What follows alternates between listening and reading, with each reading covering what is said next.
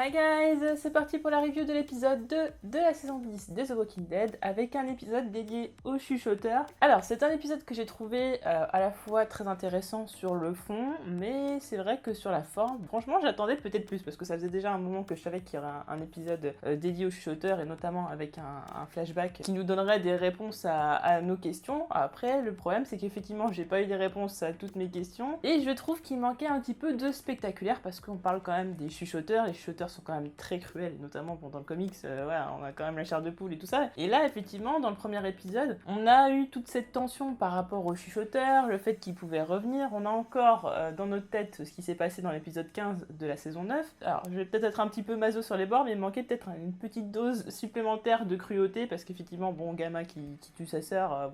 c'est forcément pas très sympathique. Mais, je sais pas, j'imaginais vraiment quelque chose de plus spectaculaire, peut-être de plus gore, et qu'on aille un petit peu plus dans le malsain, parce qu'on est quand même sur un groupe de méchants qui est totalement atypique dans l'univers The Walking Dead, qu'on doit vraiment craindre le plus possible, parce que plus on va craindre les méchants, et plus justement on va avoir peur pour les personnages, et plus la tension va s'installer. Et là pour le coup, non seulement j'ai commencé à avoir un petit peu d'empathie pour Alpha, mais en plus, finalement il m'a manqué d'avoir la peur au ventre en fait, très clairement. Donc oui, ce sont des personnages qui sont complètement tarés, mais finalement on arrive à leur trouver une nuance. Ça par contre j'ai trouvé ça intéressant, parce qu'effectivement, je sais qu'on en avait parlé en fin de saison 9 avec Didi, qu'effectivement par rapport aux chuchoteurs on avait un petit peu de mal, à part pour Beta, parce qu'on trouvait que ça manquait peut-être un peu de profondeur. Il manquait pas mal de choses les concernant. Effectivement on a un peu comblé les trous dans cet épisode, c'est-à-dire qu'on en sait beaucoup plus sur Alpha. C'est vrai que c'était un personnage que j'avais du mal à comprendre, même si dans le comics,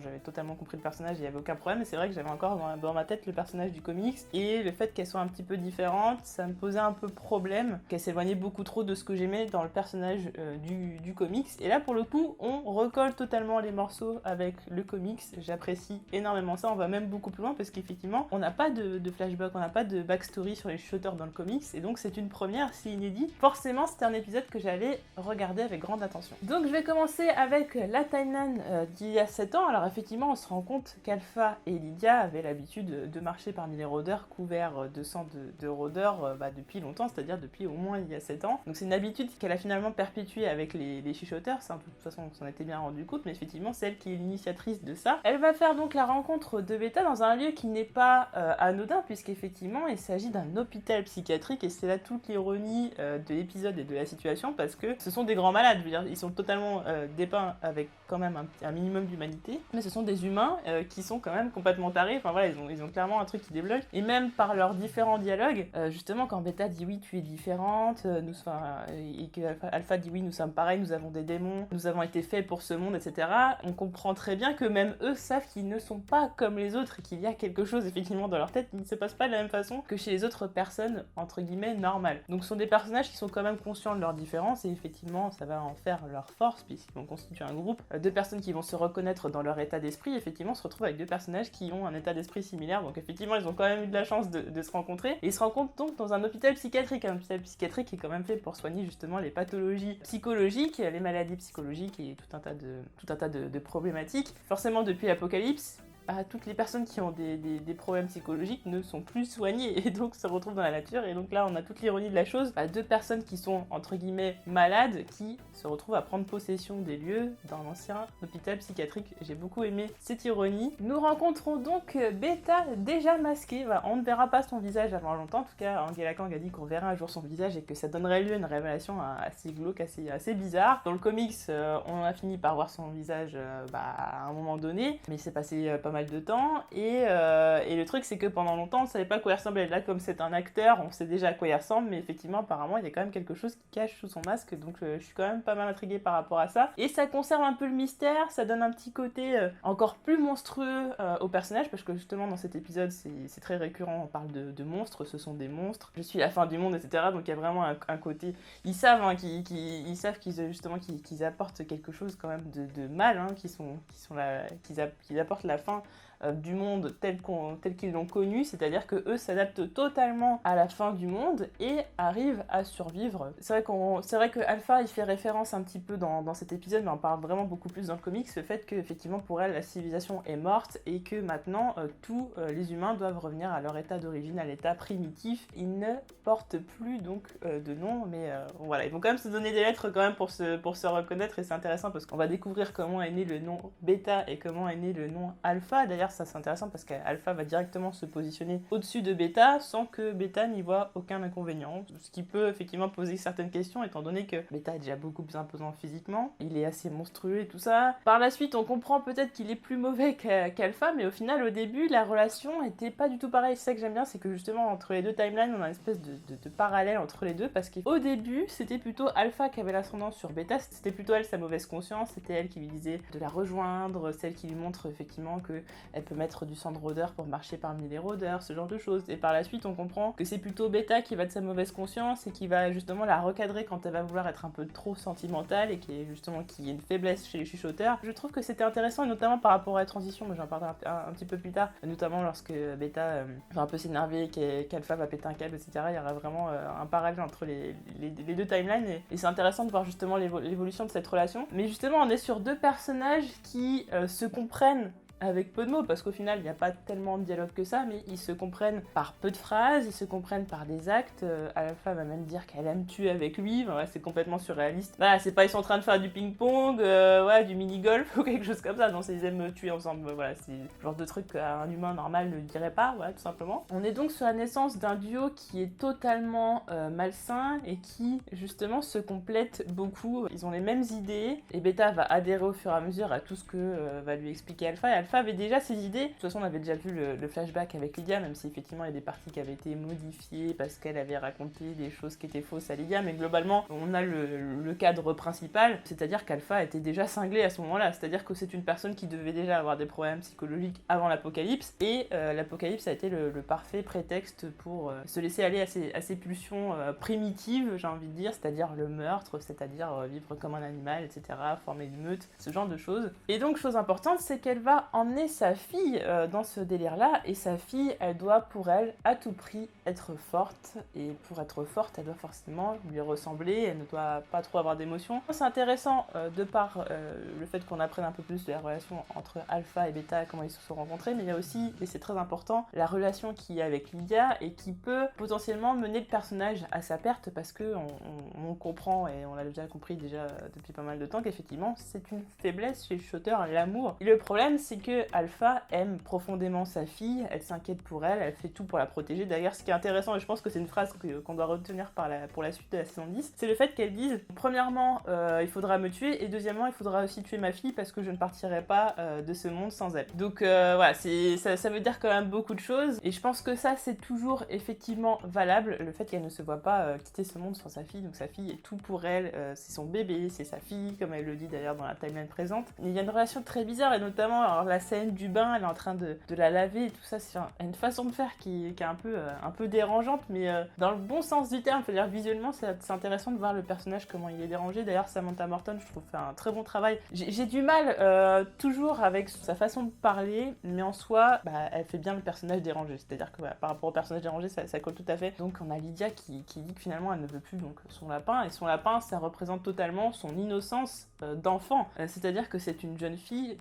petite fille qui a été obligée de grandir trop vite, non seulement à cause de l'apocalypse, mais surtout à cause de sa mère qui est complètement dérangée et qui l'oblige à faire des choses atroces. Elle voit en plus une femme mourir devant elle se met à hurler, sa mère est en train de l'engueuler parce que elle a quand même failli les tuer. Apparemment c'est pas la première fois, donc elle trouve que sa fille est faible parce qu'elle est encore impressionnée par les rôdeurs, elle est impressionnée par les gens qui meurent, elle est impressionnée par pas mal de choses, et donc elle a un comportement qui est beaucoup trop humain pour elle, puisqu'elle laisse trop la place aux émotions, alors que elle est un personnage qui est beaucoup plus, du moins pense-t-elle, solide, qui arrive à être beaucoup plus calme, qui arrive à se fondre parmi les rôdeurs et à soi-disant ne rien ressentir. Mais tout l'intérêt de l'épisode aussi fait comprendre qu'il y a beaucoup d'hypocrisie par rapport à ça, parce que même si Alpha fait croire qu'elle ne ressent rien et veut que les personnes qui l'entourent fassent de même, finalement ça n'est pas le cas. Et donc Lydia va refuser son lapin,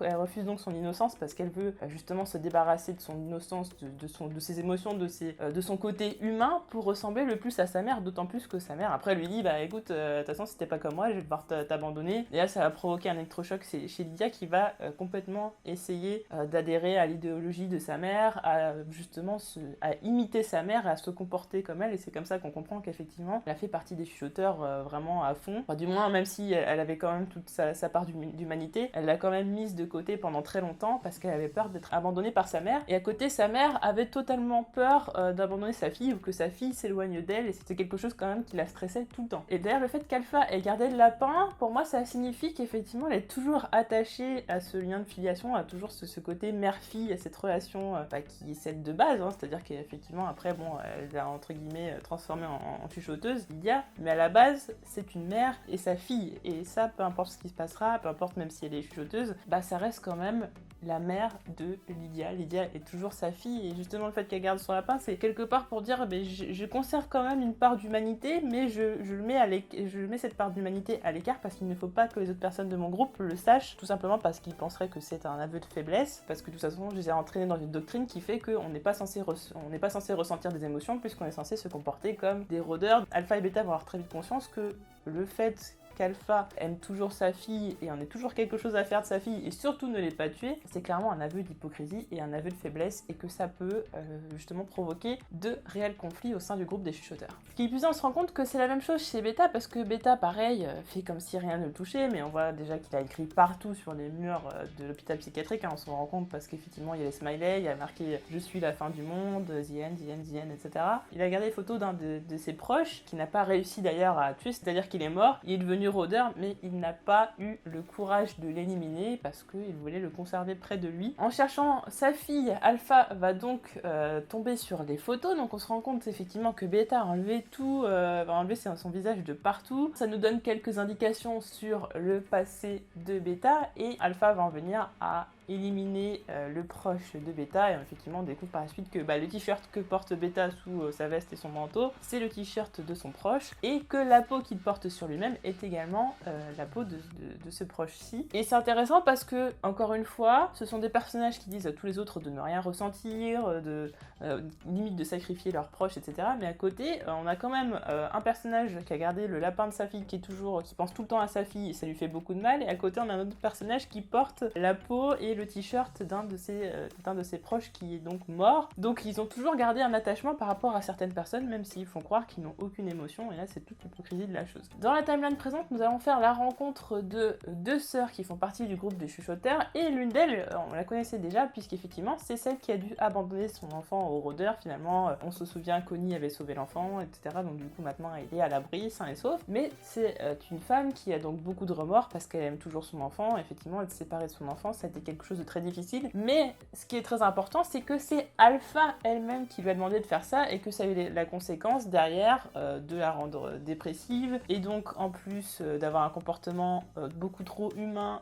parmi les hordes de rôdeurs, donc qui met en danger non seulement elle-même mais aussi le groupe. C'est un personnage qui est clairement devenu un élément à problème pour le groupe des chuchoteurs et notamment pour sa sœur qui elle est définitivement fidèle à Alpha, au groupe, et qui veut rester en vie. Le premier incident qui va avoir lieu, c'est qu'effectivement on va se mettre à pleurer parmi les rôdeurs, ce qui va créer un véritable bazar. À ce moment-là, on se dit que la sentence, ça va être la mort, ou qu'il va se passer quelque chose d'horrible pour elle, et c'est quelque chose que j'attendais, parce qu'effectivement, comme je disais tout à l'heure, je m'attendais à des choses très gore dans l'épisode, à des choses peut-être un peu spectaculaires. Pas forcément de la part d'Alpha, parce que justement, le but était quand même de l'humaniser, même si aussi Beta, on l'humanise aussi par certains aspects, mais j'aurais peut-être attendu, de la part d'autres chuchoteurs, ou même de Beta, quelque chose de peut-être plus sanglant. Forcément, ce qu'on se dit, c'est que la sœur de Gamma a un énorme point commun avec Alpha, c'est qu'elle a dû abandonner son enfant. Alpha, elle fait croire qu'elle a tué sa fille, donc ça c'est le plus gros mensonge qui forcément, je pense, à un moment donné va se retourner contre elle, et de toute façon c'est tellement appuyé dans l'épisode que je vois même pas comment ça peut ne pas être le cas. Quand la sœur de Gamma va rentrer dans la grotte, on se dit qu'elle va se faire punir, peut-être torturer, quelque chose comme ça. Au final, Alpha lui fait un petit peu de mal, mais quand même va la consoler, d'autant plus que ces mots ont résonné à ses oreilles, c'est-à-dire que Gamma se demande comment va son fils et s'il est dans un monde meilleur et tout, comment il s'en occupe, comment ça se passe. Et c'est la même chose pour Alpha, puisqu'elle avait dit à Daryl, de toute façon ma fille sera mieux avec vous, c'est mieux pour elle, etc. Donc voilà, c'est vraiment, on est sur un discours qui est quand même très similaire, sauf qu'Alpha ment à tout le monde en faisant croire qu'elle a tué sa fille, et tout le monde la croit impassible, tout le monde la croit cruelle, alors que ça n'est pas exactement le cas. Donc la sœur de Gamma va prendre ça comme une réelle miséricorde. Forcément, Beta ne va pas être content de tout ça, parce qu'effectivement ça peut créer des problèmes. Et chose intéressante, on appelle ceux qui ne sont pas des chuchoteurs ou effectivement des traîtres, etc., ceux qui ne sont pas ralliés à leur cause, des renégats. Et je trouve ça d'autant plus intéressant que justement on a l'impression, mais je vais peut-être un peu partir loin, mais je pense que beaucoup de gens verront vers où je vais en venir. C'est-à-dire qu'on a l'impression qu'à la fois les chuchoteurs, ça fait penser un petit peu, c'est une espèce de métaphore des sectes, ce genre de choses, mais aussi des organisations terroristes, c'est-à-dire qui donnent un nom à toutes les personnes qui ne sont pas ralliées à leur cause. Et là, en l'occurrence, pour les chuchoteurs, toutes ces personnes-là s'appellent les renégats, donc ils ont un nom, ils ne sont pas comme eux, et très clairement pour eux, ils ne méritent pas plus que ça de vivre. D'ailleurs, on sent le ver dans la pomme, puisqu'il y a des renégats parmi les chuchoteurs. Il naît l'idée que ça pourrait être pas mal d'aller voir ce qui se passe au niveau du groupe, parce qu'effectivement, à force d'épier les groupes qui se sont installés et qui vivent dans le confort, ils se disent que finalement ils pourraient vivre beaucoup mieux que ça, c'est-à-dire ils ne sont plus obligés de vivre en tant que chuchoteurs, et finalement il y a une autre porte qui s'ouvre, une autre possibilité, et ça c'est quelque chose qu'ils n'ont peut-être pas connu avant, parce qu'effectivement ils ont quand même tué d'autres groupes, etc., mais là c'est quand même un groupe qui résiste, un groupe qui reste en vie, qui a du confort, ils sont très nombreux, et pourraient potentiellement se retrouver en sécurité et avec du confort avec ces personnes-là, et qui ne tient qu'à eux d'être à leur côté. Donc on sent dans cet épisode le groupe des chuchoteurs très fragilisé, notamment par le mensonge d'Alpha et par le fait que les gens savent qu'il y a un autre mode de vie qui est possible. On a Gamma et sa sœur qui sont en train de parler ensemble, et ce qui est notable, c'est le fait que Gamma parle beaucoup du fait que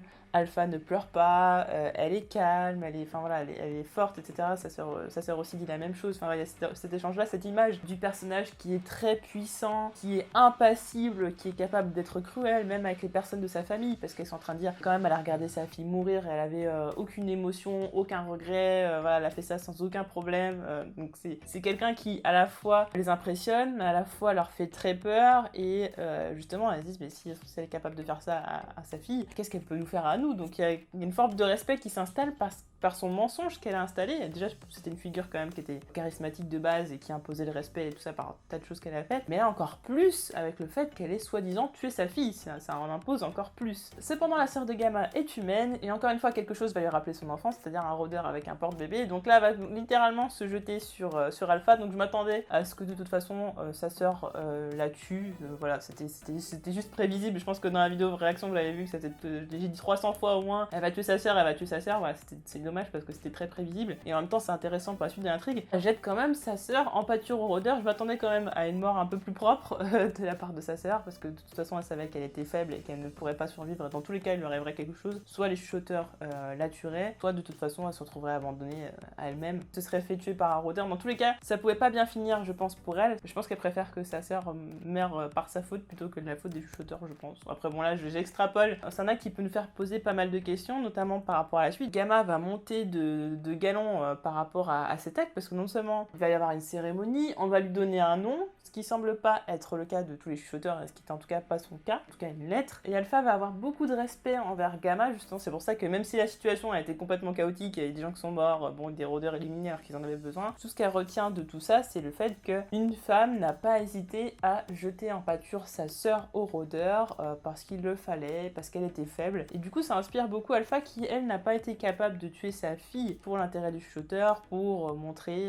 pour garder son statut. Il y a un truc assez bizarre chez ce personnage, c'est que à la fois elle ment, et à la fois on a l'impression que dans sa tête, Lydia est vraiment morte. Alors bon, effectivement, elle lui manque et tout ça, mais il y a des moments où on a l'impression dans sa tête ça brille complètement, c'est-à-dire qu'elle a vraiment l'impression d'avoir tué, enfin qu'elle est morte pour elle, au sens figuré, mais on a l'impression que des fois elle croit vraiment à ses mensonges, qu'elle a vraiment tué sa fille, qu'en tout cas elle n'existe plus dans son monde, et parfois il y a des moments qui lui rappellent que sa fille est toujours vivante, qu'elle est ailleurs, qu'elle n'a pas réussi de la tuer et qu'elle n'est pas avec elle. On sent que Beta a un réel problème avec Gamma. J'avais l'impression au début qu'il s'agissait de jalousie, parce qu'effectivement la relation entre Beta et Alpha est très compliquée. On a l'impression que ce sont deux amis, genre ou frères et sœurs, quelque chose comme ça. Et en même temps, chez Beta, on sent peut-être une espèce de forme d'amour, parce que même il demande à Alpha est-ce que tu vas bien, pourquoi tu m'as menti à moi. Il y a vraiment une proximité qui s'est installée au fur et à mesure des années. On sent que maintenant ils doivent tout se dire, et même quand ils font quelque chose qui est à l'encontre de l'intérêt des chuchoteurs, à l'encontre de leur idéologie de base, Beta va toujours quand même protéger Alpha. Donc il y a vraiment un lien très, très bizarre. Je me dis, est-ce qu'il est jaloux de Gamma ou est-ce qu'il a compris, et qu'il en parle par la suite, que Alpha a vu en Gamma la fille qu'elle aurait voulu que Lydia soit, et du coup qu'elle essaye de remplacer Lydia par Gamma. Et je pense qu'Alpha trouve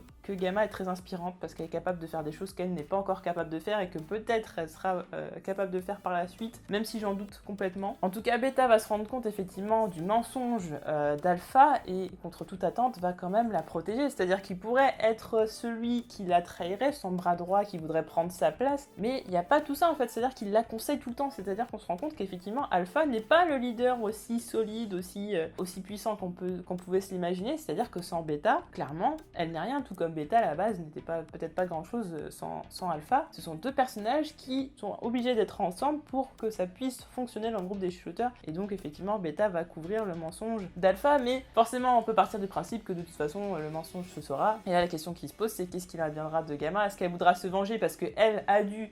tuer sa sœur pour vraiment légitimiser sa place au sein des chuchoteurs, alors qu'Alpha n'a pas été capable de tuer sa fille et a même menti là-dessus. Donc je pense qu'il y aura une vengeance de la part de Gamma, et ça peut se jouer peut-être avec d'autres personnages. Ça peut être très intéressant par la suite, notamment dans le comics. On nous parle de Alpha et Beta, mais on n'a pas connaissance d'autres chuchoteurs, c'est-à-dire qu'on donne même pas de nom à d'autres chuchoteurs, et là on va vraiment au fond du groupe, on en apprend beaucoup plus, et on en apprendra aussi plus par la suite de la saison si on suit le comics. On sent le changement d'état d'esprit entre quand elle dit c'est ma fille, c'est mon bébé, etc. Et puis après, elle n'est pas comme moi, elle est en train de complètement de péter un câble, et en fait elle essaie de complètement se distancer de sa fille, de son amour qu'elle ressent pour sa fille, parce qu'elle y peut pas grand chose, mais elle essaye de se conditionner psychologiquement pour se détacher de sa fille et se dire que non, de toute façon elle était pas comme elle, et que dans sa tête elle est morte pour elle. La question se pose donc, que va pouvoir faire Alpha pour se revigorer, pour se sentir un nouveau leader, parce que là clairement, même si personne n'est au courant du mensonge à part Beta, je pense qu'elle a un petit peu peur pour sa place et qu'il faut qu'elle redevienne le leader aussi puissant et charismatique qu'elle avait été jusqu'ici. Et pour faire ça, eh bien, le meilleur prétexte, c'est le fait que les communautés aient dépassé la frontière pour les attaquer. C'est-à-dire, on comprend totalement à ce moment-là qu'elle attendait que ça, que quelqu'un passe le pied à travers la frontière pour les attaquer, quoi. C'est totalement le bon prétexte, il fallait juste qu'ils attendent un motif pour le faire. Ils ont passé la frontière, même s'ils n'avaient pas le choix, elle ne cherchera pas à comprendre que c'est une façon de pouvoir revoir Lydia. Mais le problème c'est que si elle voit Lydia, les autres la voient aussi, donc je sais pas comment ça va se passer, mais je pense qu'à un moment donné elle va faire en sorte de la revoir. Alors en tout cas effectivement vers la fin de l'épisode on voit le satellite qui s'écrase, ce qui fait qu'on resitue les timelines du premier épisode et du deuxième épisode, et donc on arrive maintenant à pouvoir avancer dans le récit, c'est-à-dire que maintenant on arrive à l'instant T, et tout ce qui va se passer après, voilà, on va être reconnecté, tout ce qui va se passer va donc suivre un ordre chronologique pour effectivement amener à Carol qui voit Alpha, et donc Carol qui va avoir beaucoup de ressentiments, beaucoup de choses vont revenir dans sa tête, et ouais, ça annonce beaucoup de tension, donc j'ai vraiment hâte pour le troisième épisode qui a l'air vraiment déjà d'être... Ouais, il va se passer pas mal de choses, je pense qu'il va y avoir des morts, je pense que dès le début de la saison ce sera quand même pas mal de voir un peu d'action. Mais en tout cas un épisode qui était très intéressant, alors sur le fond vraiment c'était très intéressant, mais effectivement je suis un petit peu déçue parce que je m'attendais peut-être à plus de choses, plus d'événements, effectivement plus de faits, les dialogues étaient très intéressants en soi, le fond était très intéressant, mais dans la forme, voilà, j'ai pas trouvé que c'était très dynamique, même si j'ai aimé certains plans, notamment quand Gamma rentre dans la grotte, j'ai aimé les transitions, le parallèle entre les deux timelines, notamment la fin quand Beta et Alpha pètent un câble. Dans l'organisation c'était plutôt intéressant, mais c'était pas non plus du génie par rapport à certains épisodes qui ont été beaucoup plus créatifs, qui arrivaient beaucoup plus à nous surprendre. Je veux voir un peu plus de cruauté des chuchoteurs. Voilà, l'épisode 15 c'était il y a un petit moment maintenant et j'ai envie d'en voir plus. Je sais que ça va arriver. Là au sein de cet épisode chuchoteur, j'en voulais plus. Mais en tout cas, c'était quand même un bon épisode. N'hésitez pas à me dire en commentaire ce que vous avez pensé de cet épisode spécial chuchoteur. Est-ce que vous avez peur pour l'épisode 3? Est-ce que les chuchoteurs vous font toujours aussi peur? N'hésitez pas à me dire tout cela en commentaire et on se retrouve très vite pour d'autres vidéos. Et surtout, on se retrouve mercredi de 20h à 22h sur ma chaîne Twitch pour le live avec les abonnés. Voilà, on se retrouve très vite pour d'autres vidéos. Salut!